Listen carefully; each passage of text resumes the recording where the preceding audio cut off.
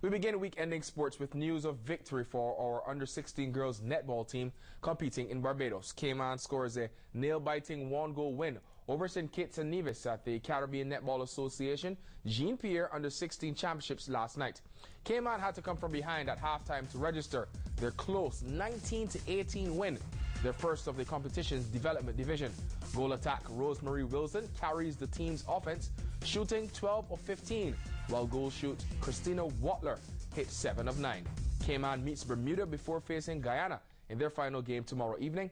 Cayman's one of 4 teams in the development division of the prestigious competition. Standard bearers like Jamaica and Trinidad and Tobago are battling for the regional championship at the top of the tier, while Cayman faces other netball developing countries like Bermuda, St. Kitts, Guyana in the 4-team challenge.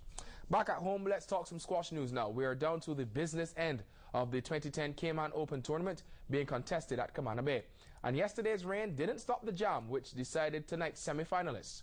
Tonight, the Caribbean's #1 junior Cameron Stafford faces Barbadian Sean Simpson in the second men's semi-final. Cameron ousted Jamaican Anthony Dougal Wednesday night to book his spot.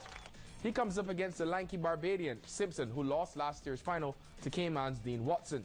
A new champion will be crowned this year after this man, Colin Ramastra of Trinidad and Tobago, outplayed Dean in last night's semi. On the women's side, the world champion and world #1, there she is, Nicole David, kept her title hopes on course last evening, punching her ticket to tonight's Final Four with a disciplined victory over France's #1, Camille Sermain. The Malaysian faces tough Australian Rachel Grinham in tonight's nightcap game. World #2, Jenny Duncalf of England meets world #4, Madeleine Perry of Ireland in the first semi-final on tonight. The ladies' semi-finals are split by Stafford's match with Simpson. Action serves off at 6:30, so when you're finished watching the news, you can head over to Camana Bay, and when you get there, an exhibition doubles match will be on. The winner of tonight's matches will chase the prize money on offer for tomorrow's final, which will be live on Cayman 27 from 7 tomorrow night. Also tomorrow night, Minister of Sport Mark Scotland and West Bay MLA Junior Tourism Minister Klein Glidden will meet in an exhibition game, so don't miss our live coverage from Camana Bay tomorrow evening from 7. Also from the squash court to the track now, Cayman's fastest junior Chantelle Morrison is now rated as the fastest youth sprinter in the world. Good news for her.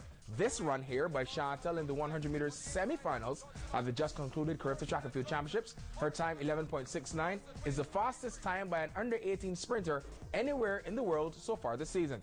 She went on to scorch the field here in the final later that night for gold, running out of lane 6, but she suffered a hamstring strain while competing in the 200 meters. However, Chantelle is expected to be back to full fitness and compete at 2 major meets this year, the World Junior Championships in Canada and the first ever Youth Olympics in Singapore. And these shoes, once owned by the world's fastest man Usain Bolt, are now the property of local businessman Danny O'Hara. Mr. O'Hara, seen here second from right, standing with Minister of Sports, the Honourable Mark Scotland, President of the local Track and Field Association, Rail Roberts, to the left, and announcers from Rooster FM, the radio station that hosted an auction recently, as Mr. O'Hara produced the winning bid of $1,200 for the autographed shoes owned by Bolt. The auction was aimed at raising money for the Haiti national team that just completed at the Caribbean Track and Field Championships. That's it for sports this evening. Go out and enjoy all the sports all this weekend. Squash, rugby, the Rooster Shootout. That's it for sports.